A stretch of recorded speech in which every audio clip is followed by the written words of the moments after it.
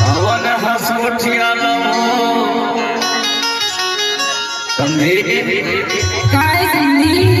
बने मुलाकात होती समझे का बातें तारा के जीवन में समझे हाँ आज मुलाकात हो गए ना तो बने गुठियाले हंसले बताले देले देले का कहा तुम समझे का कहा बताना में का बातें